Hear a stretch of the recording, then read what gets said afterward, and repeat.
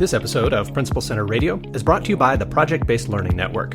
Dr. Amy Bader, the director, is a professional curriculum writer and the leading expert on standards-based PBL. She trains teachers how to write high-quality PBL units in the Project-Based Learning Curriculum Developer Certification Program, and she teaches leaders how to implement successful PBL initiatives in the Project-Based Learning Instructional Leader Program. Learn more at principalcenter.com/PBL. Welcome to Principal Center Radio, helping you build capacity for instructional leadership. Here's your host, Director of the Principal Center, Dr. Justin Bader. Welcome, everyone, to Principal Center Radio. I'm your host, Justin Bader, and I'm honored to welcome to the program Professor Timothy Shanahan. Professor Shanahan is Distinguished Professor Emeritus at the University of Illinois at Chicago. He served as the Director of Reading for Chicago Public Schools, is the former president of the International Literacy Association, and served on the advisory board of the National Institute for Literacy under Presidents George W. Bush and Barack Obama. In 2007, he was inducted into the Reading Hall of Fame, and you probably know him as one of our profession's foremost experts and authorities on reading, and he is the author of the new book, Leveled Reading, Leveled Lives: How Students' Reading Achievement Has Been Held Back and What We Can Do About It. And now, our feature presentation. Professor Shanahan, welcome to Principal Center Radio. Thank you for having me, Justin. I'm pleased to be here. Well, let's get right into the title. I believe that comes from a quote about the impact of leveled reading on students. Tell us a little bit about that quote and about why you chose that for the title of your book. The quote is from a former student of mine, Alfred Tatum, and it's a bit of a paraphrase of it, so I changed it up just a little bit. But basically, his point, and a big point in the book, is that teachers, educators have for a very long time been trying to teach kids at their level with the idea that that's going to improve their lot in life. They'll learn more and they're going to, be much more successful and they'll be happy in school and all that. Unfortunately, the research doesn't support that. We've actually been holding kids back and preventing kids from getting to the levels of literacy that they could actually accomplish. And given that this is probably the most popular and widely used approach to teaching reading in the United States, that is significant. So that's the whole point. If teaching leveled reading, this notion of teaching everybody at their level, is leveling their lives in that, not that they don't learn to read. Most kids in the United States learn to read. They're just not learning to read as well as they could.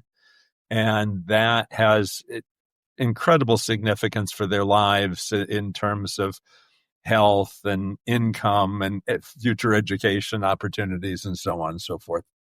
As a principal in the late 2000s in Seattle, where we were all in on balanced literacy and the Readers and Writers Workshop units of study and leveled libraries and, teaching students at their instructional level and having students read just right books from leveled book bins. I've watched the reporting and the research come out over the last few years, some of which I know is not new research that you're referring to, but I've watched this story unfold nationally with a little bit of horror, thinking back on my time as a principal and what we were assuming was best practice, and now looking back, realize was holding kids back. So let's get into some of the levels a little bit. We have a couple of ideas about reading that we talk about in a common sense way, that there is grade level, right? My kid reads at an 8th grade level. There is the independent reading level. There is the instructional reading level.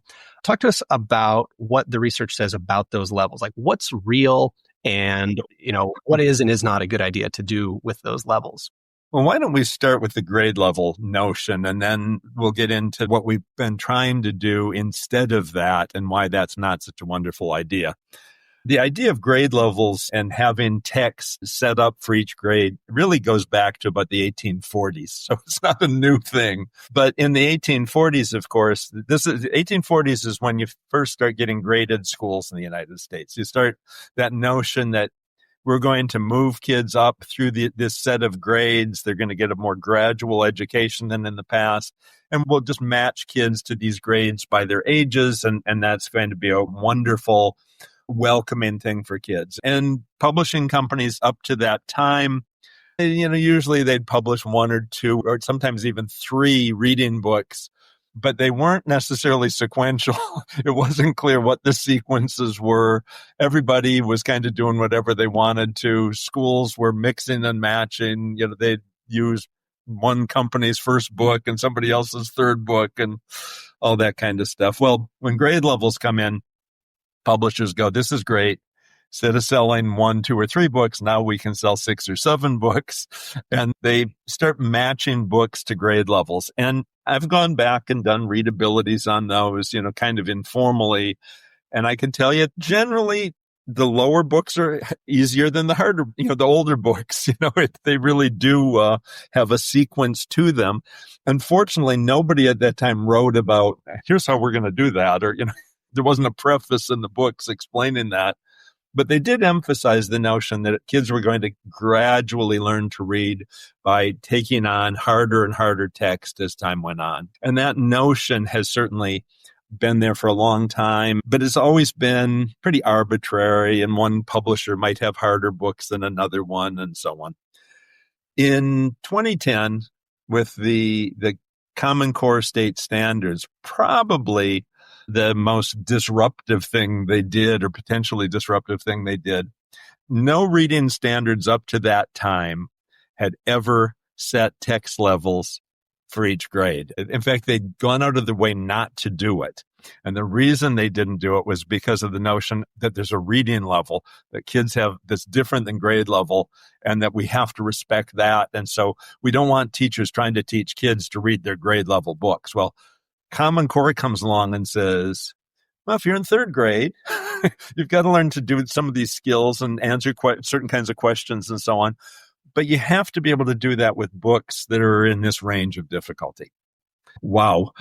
Talk about something that should have been scary, that states didn't really promote it. Nobody really made much of a deal out of it. And so nothing really happened with it, except books did get harder. And now I think the critical part of this is to understand how Common Core set those levels. They did something that hadn't ever existed before. They looked at what level a high school kid would need to reach if they were, say, going to go to college and take on a freshman English textbook. How hard would you have to, how hard a text would you have to be able to handle? What if you want to get into the military? How hard should you be able to, of a text should you be able to read? And so on for the workplace. And then they backed it down. So, okay, this is what we have to graduate kids with. So when we say to a youngster that we're going to teach you with 4th grade material, if you're in 4th grade, that's terrific, because that means you have a chance of getting to where we want you to be when you leave high school. You're going to be able to participate fully in the society and get the benefits. Of course, if you say to a youngster, well, you're in 4th grade, but I'm going to teach you at 2nd grade level, that pretty much means you're never going to get to where we want you to get to. So that's the basics of what the states have put in place. I know many states have gotten away from the Common Core, but in fact, most of them have kept that notion that kids should be reading certain levels of text, certain ranges of text by certain grade levels. So that's the basics of how that's all set up and what grade level means these days. Okay, now we go to say, well, what about, we hear that kids have a reading level, or that they have an independent reading level and an instructional reading level. What is all that about? That actually is a 20th century thing. In the early 20th century, they figured out that, just because a youngster was in 5th grade didn't mean that he was equal to all the other 5th graders. Some kids were doing better, some kids were doing worse. They got really interested in how can we differentiate teaching?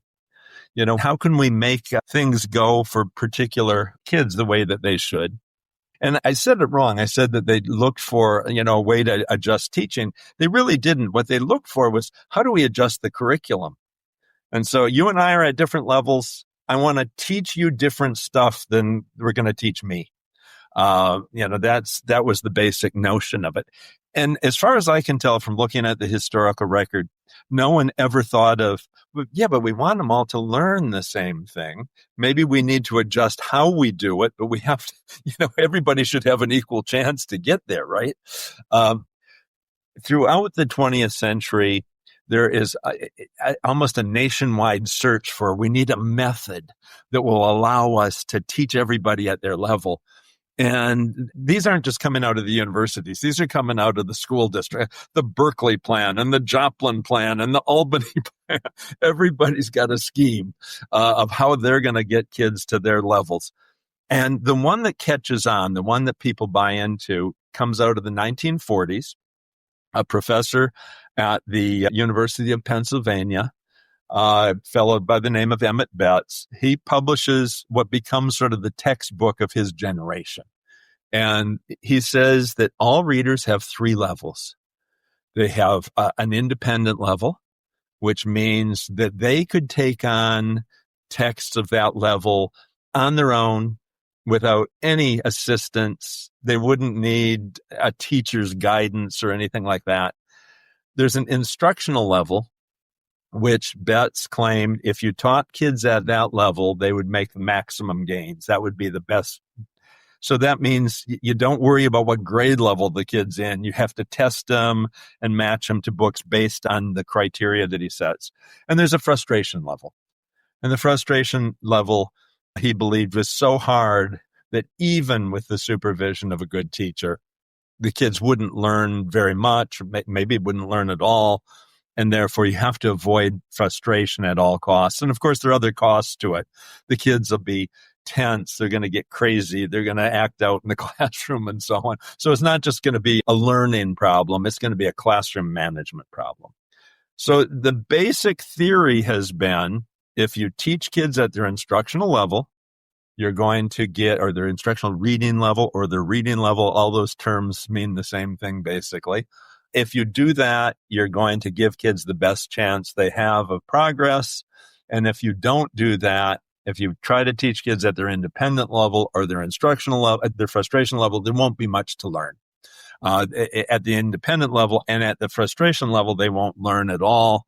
And so we really have to test kids, make sure we've got all those books in the bookshelves and all the books and all that stuff that are not put in the wrong levels. And you did it as a principal. I did it as a classroom teacher. I tested every one of my boys and girls. I knew everybody's levels. I had different books going for 3-4 different groups.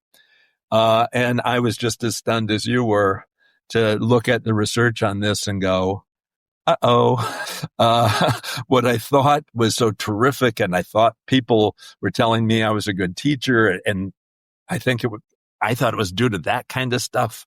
And now to look and go, yeah, those kids could have done better. You were kind of holding them back. I have to say, I didn't know where that idea came from, but it's definitely one that I've heard all along. And it's both intuitive and easily linked to other dominant ideas in our field, like Vygotsky's zone of proximal development, which I was reading about recently that, perhaps we've gotten wrong in the West. Carl Hendrick has a great article on kind of understanding what Vygotsky really meant by what he wrote. But this idea that, yes, we have to teach kids what they are ready to learn so it doesn't either bore them and just repeat things they already know or go over their heads. And there's this idea of schema and this idea of background knowledge and how we have to build on what students already know. There's this idea of decoding and this idea of comprehension. And it certainly seems so powerfully intuitive that we shouldn't give kids stuff to read that they can't read, and we shouldn't give kids stuff to read that they don't need to read. So since this idea sounds so right, where does it go wrong? Why doesn't that work? Well, it doesn't work for a number of reasons, really. Again, the basic idea is, you're absolutely right. It's appealing. Everybody wants to do best by not just the group, but by every individual in the group. And so the notion that we're going to meet each child's needs, we're going to go right to where they are. And we have, over the years, whatever the popular psychological theory of the time was, somehow people kind of reinterpreted at the instructional level to fit with that.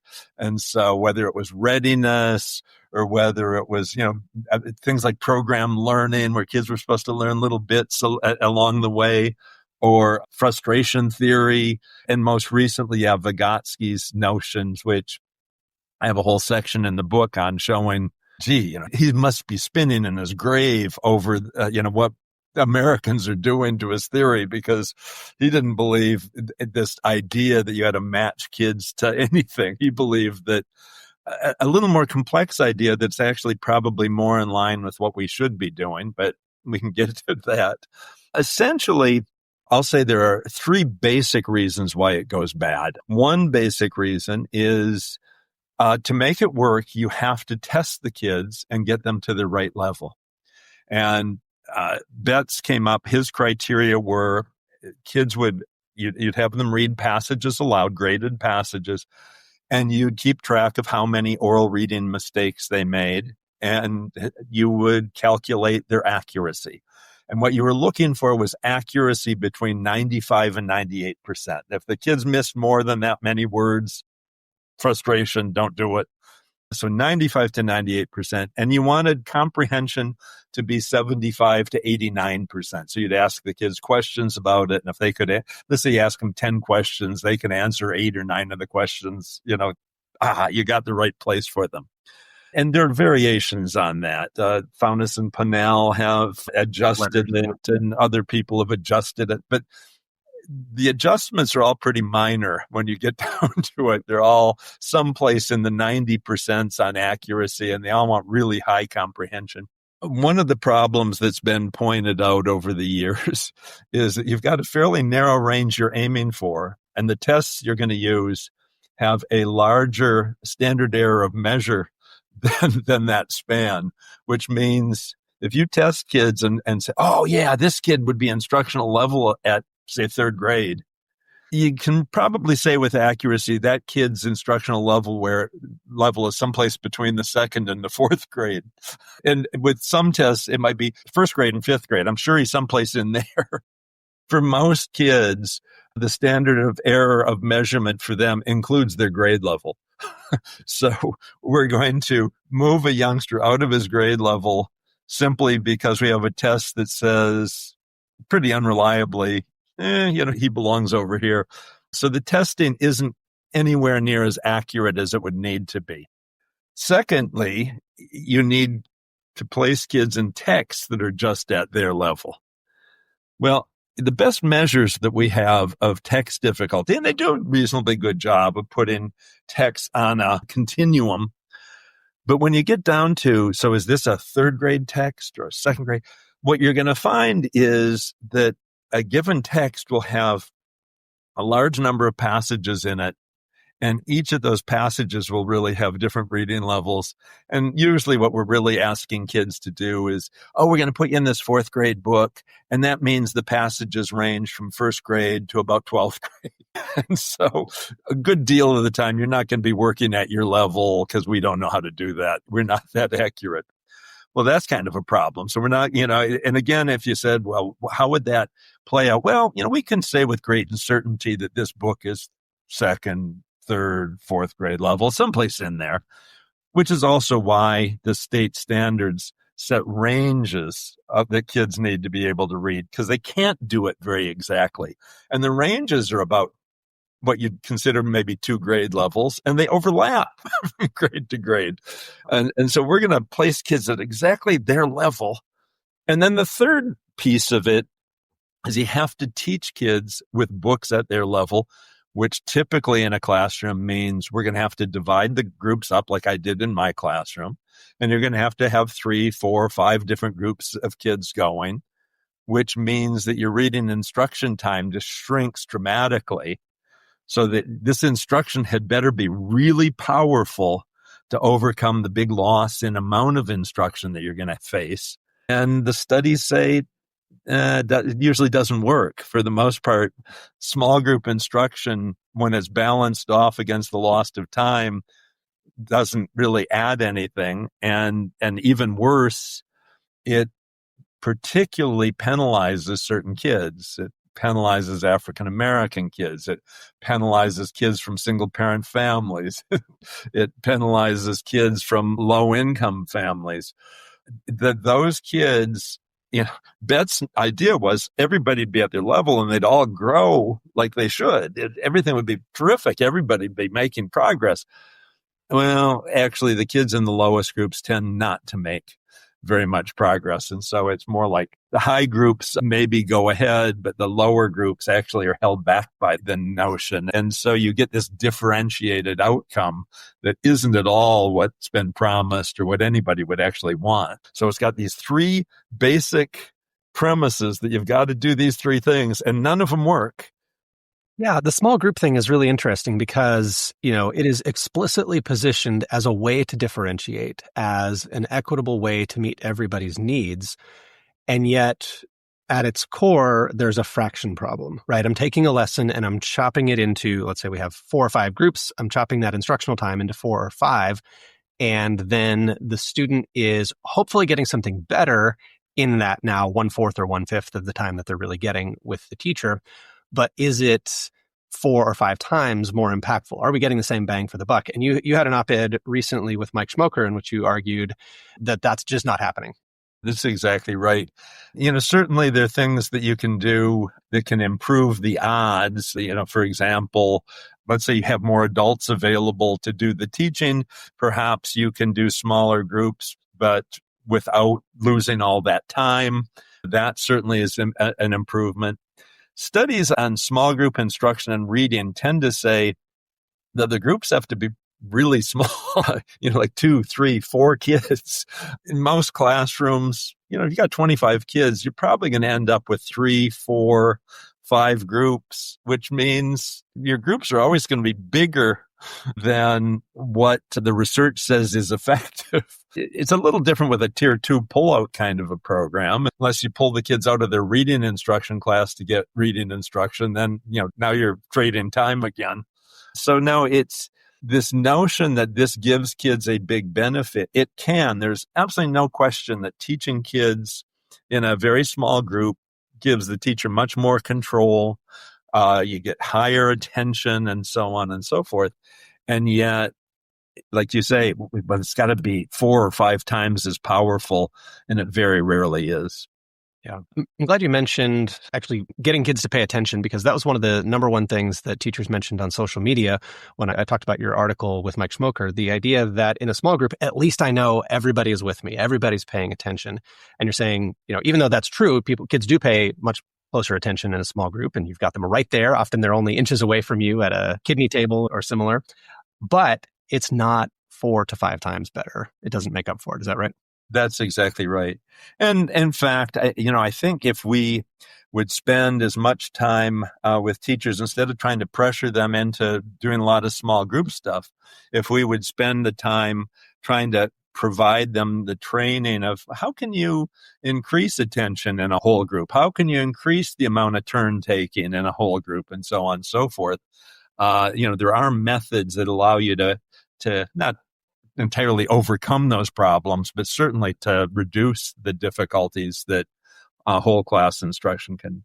Of course, you also, with small groups, you have that constant problem of what happens away from the group that the teacher's working with. And what research says there is if the kids are disturbing the higher groups, teachers really step on that. But if they're disturbing the lower groups, it's not really as much of a problem. They don't worry about that. They allow it because, the smarter kids, those better readers, if they interrupt, it must be important. There are management problems on both sides of it. I think for most teachers, it's probably easier to manage the whole class and to keep attention during that than it is to do that when you have, 20 other kids running around the classroom. I'm glad you mentioned that there are a lot of ways to approach that, to make that whole group instruction more engaging, more turn-taking, as you said, because I think a lot of people think, well, if I'm not doing small group, then I'm doing, Charlie Brown adult want lecture the entire time, and I can't lecture first graders for 50 minutes, so I might as well break the class into small groups. But there's a lot that can be done to make better use of that time. You're mentioning first grade is really important. I'm arguing that we should be teaching most kids, maybe almost everybody, with grade level materials, not with supposed reading level materials. And I do that on the basis of research. And I want to be very clear. The research on this goes from second grade through high school. There aren't any studies with kindergarten and first grade kids. And there are good reasons to believe that it's important to keep text relatively simple with beginning readers so that they can learn to decode. That, as my first graders used to tell me, what makes reading hard is the words. And so, you want those beginning books to be decodable. You want a lot of word repetition, that kind of thing. Making those beginning texts more complex means you repeat spelling patterns less often. You repeat words less often. Instead of really making sure that the things that have to happen are happening, you reduce the chances of that. That's not a good idea. So what we're really talking about here is from the time kids can, let's say, decode as well as an end of year average first grader. That doesn't mean they have all their decoding skills. It means that they have the basic idea of it. They know some of the patterns and so on and so forth. The research says at that point, teaching kids with grade level materials is actually more effective. And so it's like we took something that maybe makes great sense when kids start out, and we've generalized it across the next 11 or 12 grades. So when I'm saying that we need to have everybody at their grade level working with their grade level texts, I'm really talking grades 2 through 12. That brings me to what I think of as kind of the Bart Simpson problem. I haven't watched The Simpsons in many years, but there was an old episode where the Simpsons moved to a new town and Bart is placed in a remedial reading group. And the teacher points at the board and it has the letter A or something, like a single letter on it and says, "This is what we're focusing on this week." And Bart says, wait.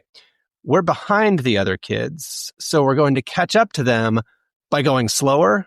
I think that's so much of how we've approached this, that if we have kids who are, say, in third grade, but not reading at a third grade level, we approach them not with the grade level material, but with material that is at their level. I mean, is Bart right? Is that basically what happens, that they end up going slower?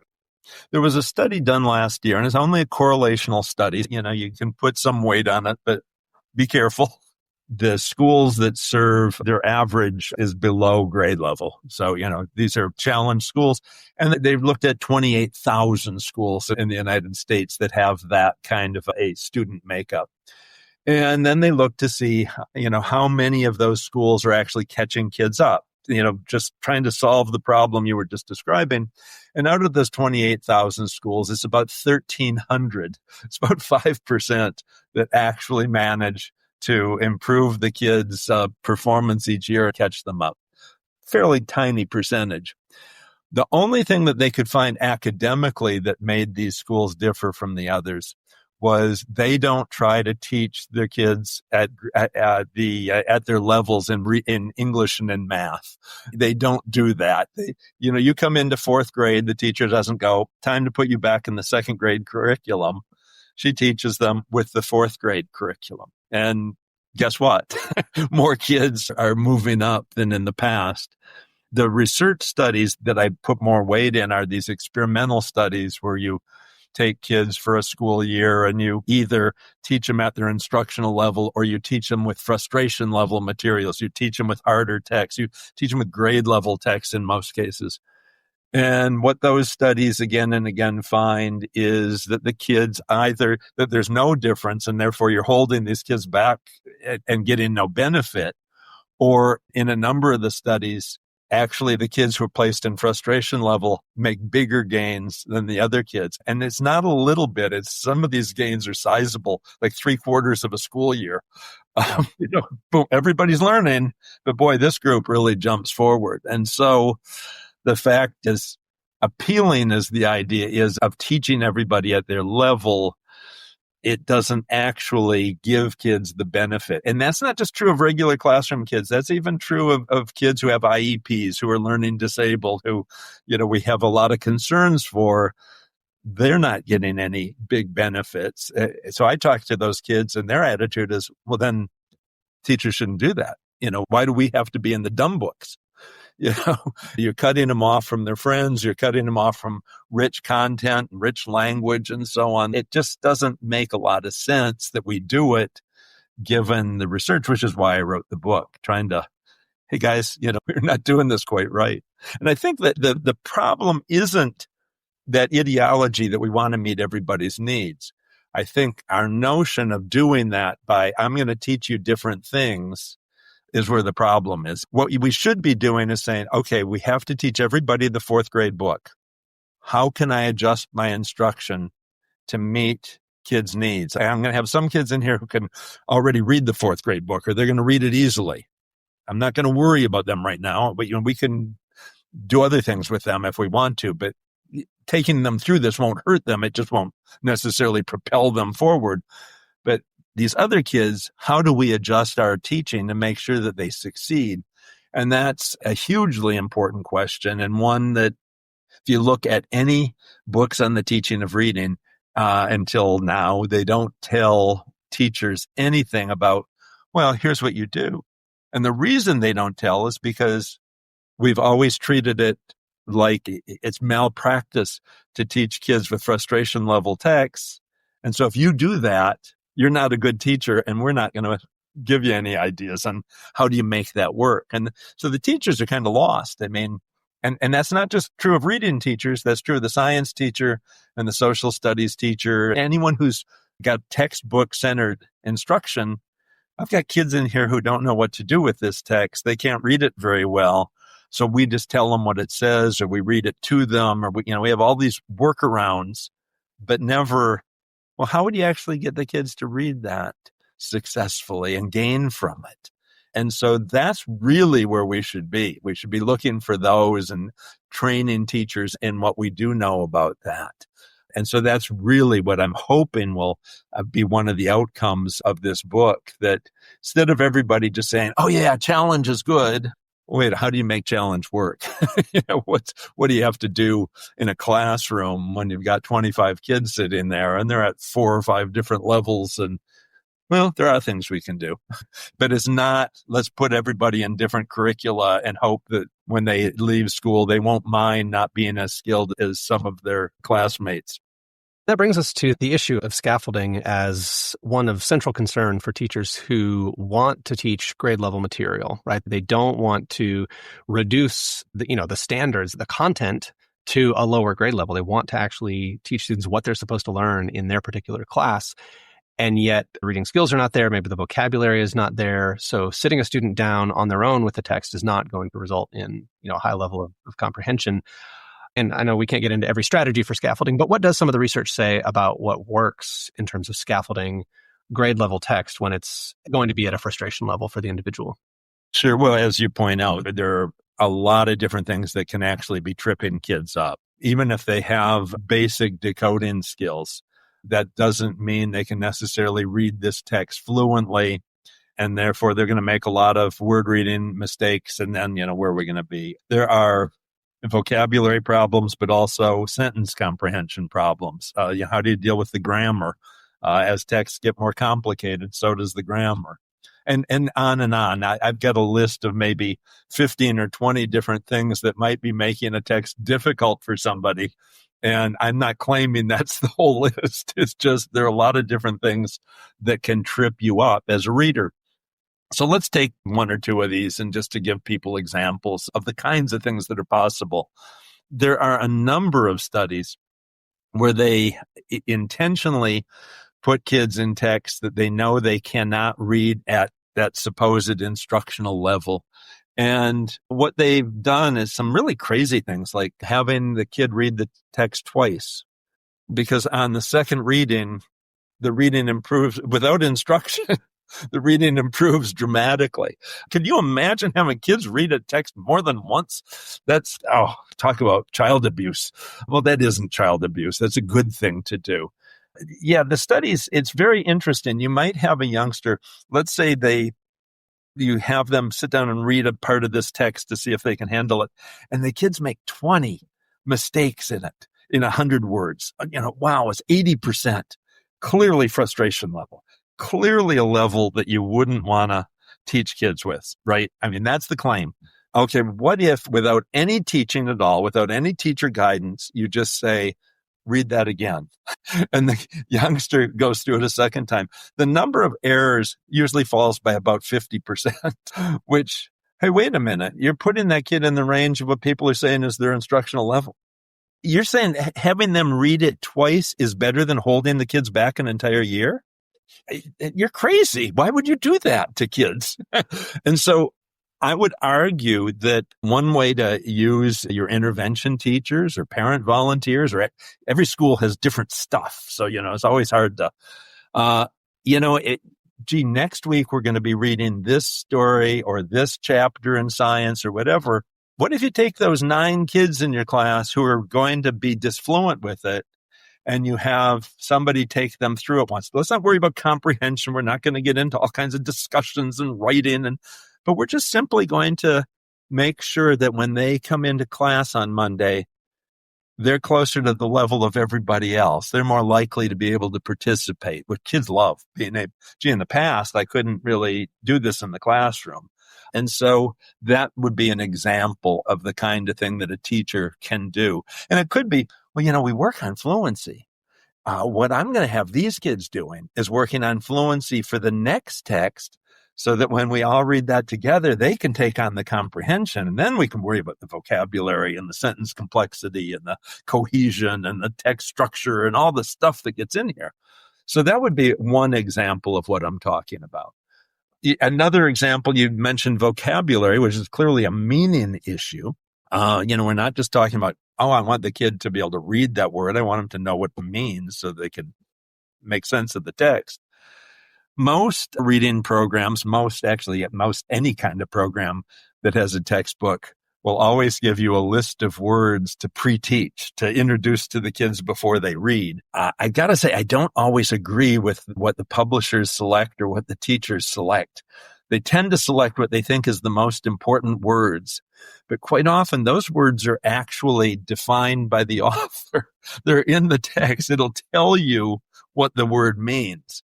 And I don't see any point to telling kids that stuff ahead of time. Those become good comprehension questions. I want to see if the kids understood those words, could read those definitions. But frankly, we don't let kids read those definitions. We tell them ahead of time. I was just looking at a study done about a year or two ago with college students, so not kids. And it was something like 92% of college students couldn't recognize a scientific definition. They just, they read it, they just lost because they never get to do that in school. We don't allow it. We're going to tell you what photosynthesis is. Now you can read the definition, but you're just going to tell me back what I told you. You're not going to use the text. So I don't think we should be pre-teaching words that are already defined by the author. I think we should be making sure kids are getting those definitions. That's different. But what we should be doing is, I think we should be telling kids words that we would block their comprehension, but that you couldn't get from the text, you couldn't get from the context. And I think we should be doing a much better job of quizzing kids on words that the author used that the author didn't define, but that you should have been able to get the meaning from the context. And if kids aren't getting that, I want them taken back into the text. And initially, the teacher should show them how to do that. And over time, of course, the teacher should be guiding kids to do it themselves, and over time, holding them accountable for doing that. And so we can do things like that with sentences and other aspects of the text that actually allow kids to figure the text out. It's hard. It's not, oh my gosh, everything's easy. But the fact is, the kids walk away more skilled. They're dealing with harder, richer language, harder, richer content. They're not being insulted by being put a year, 2 years, 3 years below their grade level and separated usually from the rest of the kids, segregated from them. So it's really a much better way to go. You say in the introduction of the book that we've essentially been protecting children from complex text. We've seen that grade level material as something that we need to protect kids from. And in the book, you're making the case that we need to do the opposite, rather to connect them with it rather than protect them from it. Yeah, absolutely. Sometimes the best solution isn't to go around something, it's to go through it. And in this case, I think by avoiding the demands of those texts, we make sure that there's very little for kids to read. I mean, think about it. If the youngster can read 97% of the words in this text, he's going to miss 3%. And his comprehension without teaching, without any intervention, would be 75 to 89%. There's almost nothing there to learn. There's almost nothing to get. And so even if kids are picking up that last few percent of words and are, there was one question I couldn't answer there and now I can answer it. The fact is they make so little gains with this that you almost guarantee that they can never get where you want them to get to. There was a wonderful study. I think I'm the only one who's ever cited it. It was a patient done a very long time ago. They went in and not an experiment, again, a correlational kind of study. The researcher goes in and he tests the boys and girls to find out what their reading levels are. He doesn't tell the teacher. The teachers get to put the kids at whatever books they normally put them in. And so some of the kids are going to be placed at instructional level. Some of the kids are going to be placed at frustration level. But he monitors this across the school year and then looks to see how much reading gain the kids made. So which kids make the biggest gains? Well, according to the theory, it should be those kids who are in those relatively easy texts with high comprehension, with a lot of accuracy. What he found is the kids who made the biggest learning gains, these were second graders, the kids who made the biggest learning gains had actually been like down in the low 80% on the accuracy. And their comprehension starting out was like 20, 30%. But those kids made the biggest reading gains over the year. They learned more than their classmates who were just at the right level. So what we've done is we've minimized the opportunity to learn. And usually the minimization is at its greatest with the lowest performing kids. So we really do guarantee that if they're low now, we're going to make sure they're low at the end of the year. So the book is Leveled Reading, Leveled Lives, How Students' Reading Achievement Has Been Held Back and What We Can Do About It. Professor Shanahan, if you could look a couple of years into the future and, assuming that your work in this book has the impact that you want it to have on the profession, how do things look different 5 years down the road? 5 years down the road, I think you would see much less small group instruction in schools, especially for reading comprehension. That would be something that would be good. I think you might see teachers not trying to shift most of their kids out of grade level. A reading group would look different. There'd be more kids in it. They'd be reading a text that, man, this was hard. We had to read it twice, or, the teacher had to show us how to answer certain questions, or, wow, there was this sentence in it that none of us could make sense of, but I think I know how to do that now. It would be much more about how do you figure out a text? How do you break it down? How do you take on something that you can't do well now and make yourself successful with that? There'd be a lot more of that kind of teaching going on, which I think is a much better mindset for kids to have. Not, oh gosh, if there's a problem, we need to avoid it. But if there's something difficult, we need to learn how to surmount it. We need to know how to beat it. And I think we should have much more of that kind of teaching.